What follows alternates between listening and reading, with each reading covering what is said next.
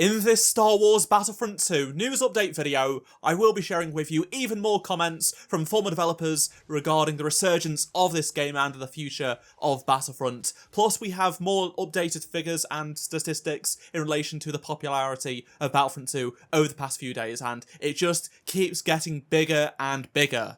Before we do dive into all of today's news though, make sure you do subscribe to this channel so you won't miss any future news updates on Star Wars Battlefront 2 and what the future may hold for a potential Battlefront 3. Also, this video is sponsored by Saber Theory, who make lightsabers that will be a fine addition to your collection. Given the resurgence of Battlefront 2, you are probably in the mood to wield your own lightsaber, so they have a 30% off sale, plus a buy one get one free offer for all orders under $270. Check the link out in the description below. So, let's get started with an update to the game's player count, because it broke the Steam record once again last night on Sunday night, which myself and many others did not think was possible considering Saturday was Star Wars Battlefront 2 Resurgence Day. The reason why I'm going to keep talking about this and making videos about it is to keep spreading the word. We've got to keep going as a community. We can't just stop now. There is so much momentum behind this movement.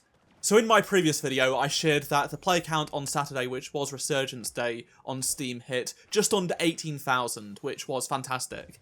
And then last night, it just surpassed 18,000, a little bit more than the previous day, which is incredible. Then just as I was about to post this video, the player count was broken once again today. Seriously, it's now at well over 18,000 on Steam peak concurrent, and wow, I don't think many people expected this. I don't have any more inside info to share with you about the player count across all platforms, not just Steam, but it's still obviously remaining very high. If you missed my previous videos, I shared that we did hit over 330,000 on Saturday across Steam, the Epic Games Store, the EA app, PlayStation and Xbox. There are still people that don't want to trust me and my numbers along with Battlefront Updates' numbers, even though various developers have come out and publicly said, yeah, those numbers are plausible and probably correct. I also want to really hammer this home because the Steam player base is the smallest portion of the Battlefront 2 community. It was added after the game, a year after the game stopped receiving updates, okay? Almost no one on PC is playing on Steam. Almost everyone is playing on EA app, because if you got the game before the last update, you were playing on the EA app. And then 19 million people claimed it for free on the Epic Games Store in 2021, and then people got it on Steam as well. So it's just annoying that people aren't taking into account that Steam is actually the smallest player base. Also, PC has always been the smallest platform/device to actually play on. PlayStation has always been the biggest by far, then Xbox, and then PC was quite a bit smaller. But now, given the shift to PC and how it was free on the Epic Games Store, it's not probably as divided. Speaking of player counts, a former DICE developer has actually revealed just sort of what will happen at EA given the server outage that took place on Saturday. So in case you aren't aware, there were so many people playing Battlefront 2 that the servers went down briefly. It was honestly relatively small downtime. It wasn't at the peak either. It was just a very small downtime that the engineers managed to fix. And Matt, who is a producer that worked on Battlefront 2, he said that there is a server team that's independent from the game teams at EA, so separate from the DICE teams, for example, that monitor all games, and outages are tracked when sudden large drops happen within a few seconds. I am sure they were aware and took action minutes after the drop. I used to work with those guys, so I know they are fairly effective at their job. I don't know if this made anyone else pay attention though, given that, well, there are just engineers working on a weekend, and the executives that make these sort of decisions are at home enjoying their weekend and aren't interested in a small server outage. Unfortunately, that is just the sort of realistic view we have to have. That said, all of these little things are building up to great momentum. So much so, in fact, that Battlefront 2 is now the second most trending game on PlayStation. It's been third for a few days now. It started around 5th a few days ago, but the past couple of days it's been in third, and it's overtaken GTA 5 and is up there next to GTA 6, which is mightily impressive. It's above Call of Duty as well, which is very, very impressive too. This is just one big snowball effect, where people are noticing that people are playing Battlefront 2, and they're like, oh, I should probably check out Battlefront 2. There seems to be a lot of people playing, and then they're jumping on, and then that's leading to more and more people checking it out. Even for the first time, we have seen so many low levels across all platforms. On Xbox, it has actually moved up a few places on the top paid games chart, so it's now the 19th best-selling game on Xbox right now, which is up from a few days ago. As for the most played games on Xbox, it's now moved up quite a few places to be 13th, which is also very, very good. There hasn't been much movement on the Steam chart in terms of sales, it's still like 26th. Let's now get an update from Google on just how popular Battlefront 2 is right now across the entire internet on Google and YouTube and such. So, in terms of searches, it has seen a dramatic increase over the past couple of days. So much so that it looks like it is going to be overtaking the searches during its last major peak, which was when the game was made free through the Epic Games Store. The data is incomplete for the past few days and they are still verifying things, but as you can see, it has completely taken out the Battlefront Classic Collection, which was just a blip, honestly. It didn't last very long, and then it's overtaken when the game was free on PlayStation Plus in the summer of 2020, and now it looks like it will eclipse when the game was very searched for because it was free on the Epic Games Store. If we zoom out a little bit more so we can include the launch of Battlefront 2, its updates and even pre-launch, we can see that it is getting up there to be over the peak of Battlefront 2, which was the release of The Rise of Skywalker, The Mandalorian, and, of course, the Rise of Skywalker update for the game. It's way popular than it has been when Geonosis dropped, and even at points during the run-up to launch. Obviously, it's not going to get close to the launch of the game. That said, it is looking like it will be the second biggest peak of the game, which is phenomenal stuff. I don't think anyone predicted this. The data will take a few days for Google to process and verify and publish it, so I will make a video if anything dramatically changes, so stay on the lookout for that. Let's now take a look at even more developers and actors that worked on Battlefront 2 sharing their support for the Battlefront 2 community's movement and the Battlefront 3. So, starting with TJ, who plays Del Meeko in Battlefront 2, one of the members of Inferno Squad. TJ has always shown a lot of love for the Battlefront community, and he put out this, that he is certainly in if there was a Battlefront 3. He supports our movement and he wants to be signed up for a Battlefront 3.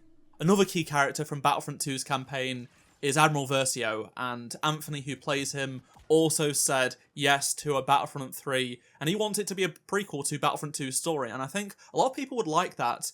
Whilst we know the fates of both him and Del, having a prequel set much before Battlefront 2's campaign would allow us to enjoy these characters once again and have a full Imperial campaign. As for developers, Ben, who was our former community manager on the game, shared that he was playing Battlefront 2 this weekend, and he did change his Twitter header, which was something that happened back in the Battlefront 2 days, where developers would change things on their profiles which would hint towards things. Well, Ben put up a sign of believe, and he's also got it on his wall as well, behind where he was playing Battlefront 2. He's telling us to believe in what we want to achieve. He was also asked how he feels with the sudden resurgence of Battlefront 2, and he said, it's a pretty strange feeling, there's definitely a sense of pride and accomplishment. Also, the player count is making him smile. In my previous video, I did share some words from Harvey, who was the lead animator during the game's live service. He said he would absolutely love to come back to work on a Battlefront 3, and he responded to his tweet with a follow-up saying, the replies and love this tweet is getting really reminds me how incredible this community was, and still is. You guys are the absolute best. I genuinely hope we can all find a way to make Battlefront 3 happen someday. Speaking of how we get Battlefront 3, there is one way that we won't get Battlefront 3, and it's something that I've seen a bunch of people post on social media, and it's just an absolutely terrible idea.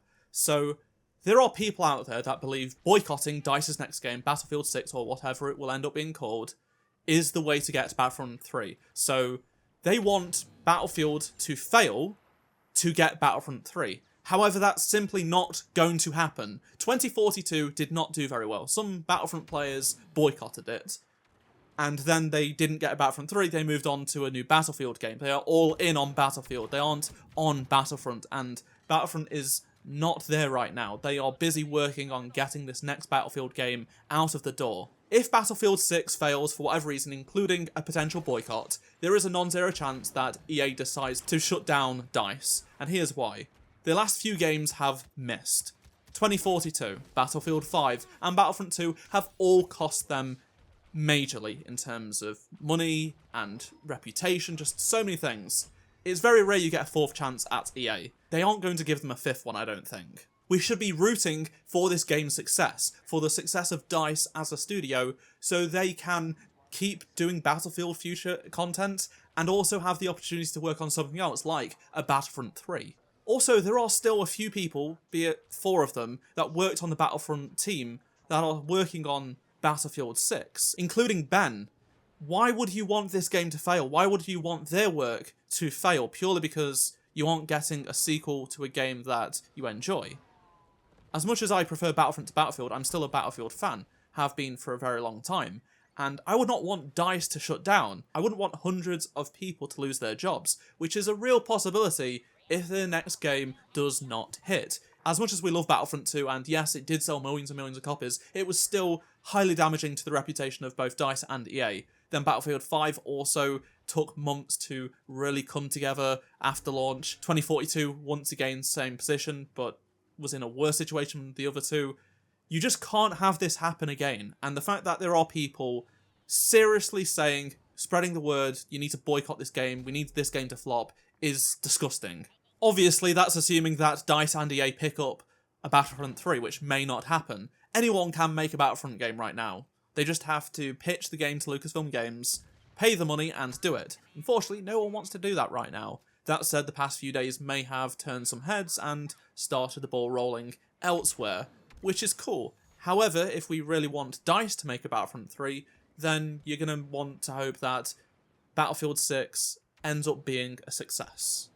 If not, well, there you go. Battlefront from DICE is over, and the developers that want to come back and work on this potentially won't be able to go back to their old company. No one is forcing you to buy Battlefield. Battlefront and Battlefield players are very different. There is crossover, obviously, but they're not forcing you to buy it. They're not saying buy it to support Battlefront 3 in the future, right? Just don't go around telling people that want to play it to start boycotting it and hoping it fails. I just wanted to get that off my chest because I've seen far too many people with that opinion right now, and it's growing, and I just want to put it out there that just what is actually going to happen.